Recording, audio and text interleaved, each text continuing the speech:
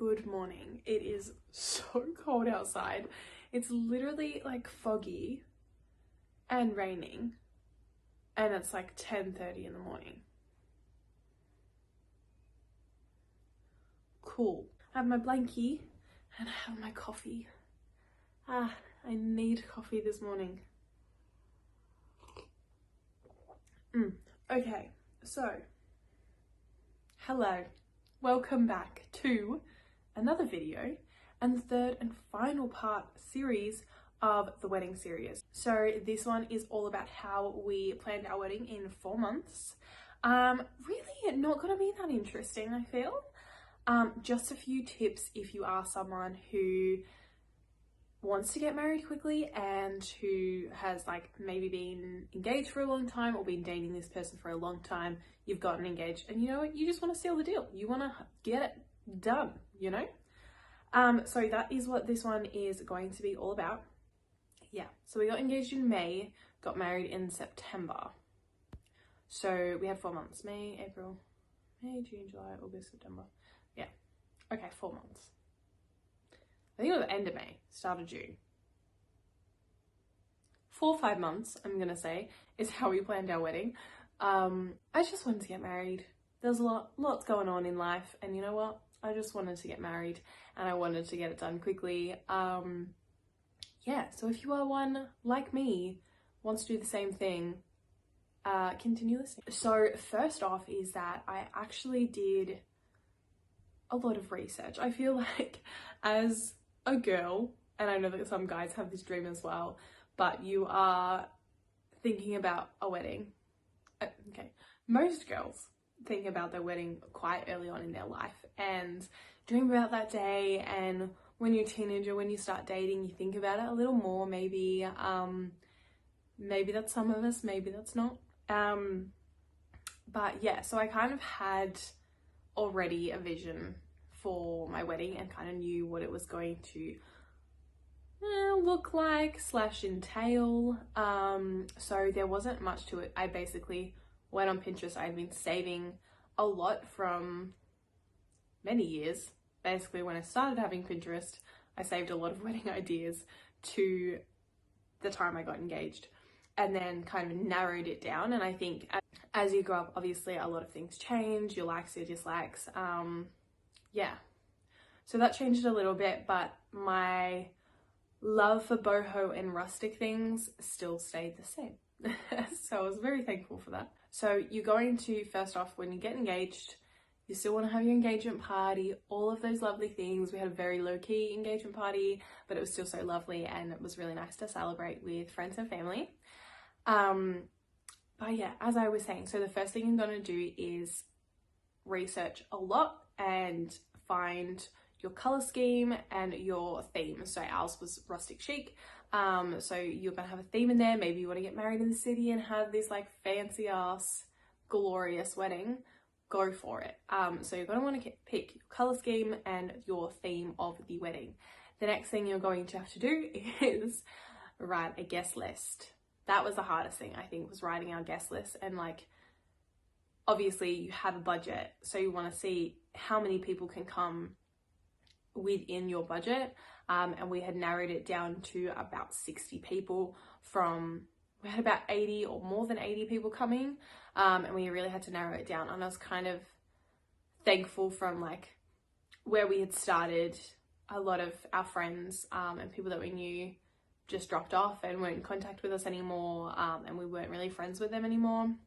So I was kind of glad that we had actually culled it down to 60 people. Yes, so that is your next thing that you want to do. Now, your major thing is, a lot of people plan a wedding and they do it, they get engaged, they have like a 1.5 years or 2 years in the middle. So a lot of people book their venues a few years in advance. So that was the hardest thing, was trying to find a venue that had a date still available within this year. So there was a few that had them, but it was like, okay, well then what date do you want to get married on? Some of them were Mondays, some of them were Sundays, some of them were Fridays, some of them were Saturday. So it was kind of tricky because you had to like pick a day that suited you and a date that suited you as well. So to my surprise, there was actually quite a few dates available around the venues that I had already looked at and I liked. There was quite a few dates left of the year, which I was kind of like shocked at. That is another thing that you need to do, is try and find a venue and obviously have the date and a day in mind that you want to do it. So basically we wanted, as well, you're going to want to check with all of the people that you have invited, because my brother and sister-in-law actually had planned a trip to Queensland. Yeah, they had planned a trip to Queensland, so they weren't going to be around for certain dates. And then my dad was away for certain dates. And then my auntie was away for certain dates. So it's like all of these main key people that you really want at your wedding, just make sure they are available and they don't have anything else booked in. That was like a hard thing, because I was like, oh, I found a date. And it's like, oh, they're going away. And so like 3 people wouldn't come as part of my family. So you needed to make sure of that as well.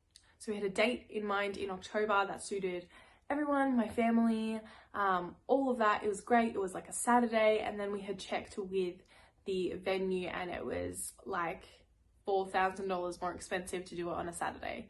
And I was like, I don't want to do it on a Saturday. I want to do it on a Friday, so it'd be cheaper. Like a Friday or a Sunday is generally cheaper. So I was like, oh, I really want to do it on like a Friday or a Sunday. That'd be a lot better.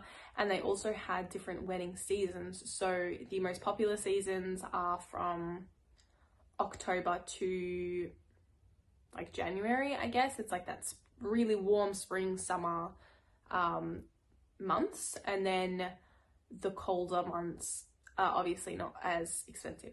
So I was like, oh, let's save a bit of money and let's try and go September. There's only one date in September, and thank goodness it works. So my dad actually had to cut his trip a little bit shorter, because he would have been like there in time, but it would have been like a day before, or like 2 days before the wedding, and we needed him there a few days, a number of days before, just to help us out. Yeah, so we had picked the date in September. It was going to be cheaper because it wasn't the popular season, so that made it cheaper, and it was also a Friday, which also made it cheaper for us, so that was great. Once you have booked in your venue and you've had research on everything else, it kind of gets pretty easy from there. You want to check your suppliers, so your caterers, your florist, your cake maker, your photographer, all of that. And I was really grateful, because like the date that we had planned for in October, I had messaged all these people that I really wanted to be our caterers for our wedding, or our suppliers, or our photographer, and they were like, oh, sorry, I'm actually not available that date. And then when we changed it to the September date, all of them were available, and I was like, you know what, that's a sign. I'm gonna take it, let's book it in September. And so it was pretty easy from there. So our caterer was booked for that day, our cake maker, our photographer, all the people could come on that day. Like, it was just perfect. And I was like, you know what, everything else will kind of be easy from here. And it honestly was. Our bartenders, as I said in our previous video, were amazing. They were really flexible. They got there. Yeah, so big things like a photographer, a venue, your caterers, I feel like those are the biggest things. Everything else is pretty minor from there. And you know, you can be a lot more flexible with your cake maker or a DJ or things like that. Like, a lot of people are more flexible with dates rather than a photographer that's generally booked out years in advance, and caterers and all of that. So that's a pro tip for you.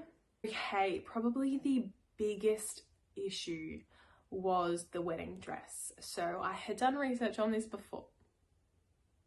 What is that? Okay, I don't know. They're doing something over there, surely. Okay, anyways, weird. Okay, so yes, the biggest issue was the wedding dress. So I actually did a lot of research on this wedding dress. I had watched so many Say Yes to the Dress like episodes, just because I was like, I wonder what like dress would suit my body shape, and I had a lot of like I think I watched all of the videos on YouTube that was like, let's try on wedding dresses today. I watched all of them just so I could get an idea of the body shape and the type of dress that would suit me, so I could just go to one store and be like, yes, this is the one. And I told you guys in my first one that I fell in love with Lola by Made with Love Bridal, so I knew that that was going to be the shop that I would find my dress in. Whether it was Lola or not, I knew that that was the shop that I would find my dress, and I had booked an appointment there within like a week or so of getting engaged, or maybe 2 weeks of getting engaged. I booked an appointment there, tried on the dresses, and got that dress. And now, if you had listened to my first one as well, I didn't get it from the actual store. I got it from a secondhand dress shop called Still White. It is an online shop, so definitely go check it out. It saved me thousands of dollars on my wedding dress, and it was literally perfect. Could not fault that at all. So if you have done research on wedding dresses before, you will know that they take months to be made. Some of them 9 months, some of them 6 months, and I was like, I'm getting married in 4 months. So I've got to try and find a dress, and my dress was beaded as well, which is going to take way longer because they actually have to do the beading situation. And then they obviously have to fit it to your body shape, so your body shape cannot change for like 6 to 9 months. Yeah, so they said that they could prioritize my dress, but obviously that would add an extra cost to the dress already. And I was like, you know what, we're not doing that. We're gonna go in Still White, we're gonna check that out. And perfect, there was a girl there like a few centimeters difference to me, and we got that dress, altered it slightly, and it was perfect. And that saved me thousands of dollars by doing that. So if you can, I would suggest going wedding dress shopping as early as possible, and definitely check out any of the secondhand dress sites. There was going to be, I was going to try on Grace Loves Lace dresses because I also liked the very simple silk. So dresses like that, or pre-made dresses, I found a lot online, or like Grace Loves Lace has them. Made with Love does have them. They have already made dresses or pre-made dresses, and they just go by sizes. So if you're a size 6, then they'll have that one, or a size 14, they'll have those. So if you can, I would suggest, like if you found one online that you loved and you're like, oh, I really like that one, maybe it's Grace Loves Lace, maybe it's Made with Love, go to the store, try it on, tell them that you're still looking, and then buy it secondhand. Or maybe if they have it on the actual site, you could probably buy it secondhand from the store. I'm not sure. But yes, definitely go with the pre-made dresses. Also, a fun fact is a lot of online stores now have wedding dresses. They are very simple. You can have a look on ASOS. I feel like ASOS is the most like dramatic kind of dresses available, so I didn't really like those ones, but there was one, and I swear it was Showpo or Hello Molly, but there was a dress on there I actually really liked. It was a very like simple A-line silk dress, and then it had like pearl beading for the straps, and I was like, I actually really like that one. So if you're a simple gal and you don't want a crazy expensive designer wedding dress, have a look on those shops, because like that one was $200. And then there was also a new online store, but there was a lot of mixed reviews. I think it was like, oh, I'll see if I can find the name. I'll find the name and pop it here. But yeah, I had looked on there and I fell in love with those dresses as well. But then I read a lot of their reviews, and a lot of them said the sizing was really weird, and it actually took a lot longer than they thought to get delivered to them. So this one girl was waiting for it to get delivered to her, and it was like a few days before her wedding, and she still didn't have the dress. So then they had to go and buy something else for her to wear, like a simple white gown. Anything simple is obviously going to be 1, cheaper, and 2, faster. So go for simple over crazy expensive, excessive wedding dresses if you are trying to save money, and if you are planning on getting married in just a few months from getting engaged.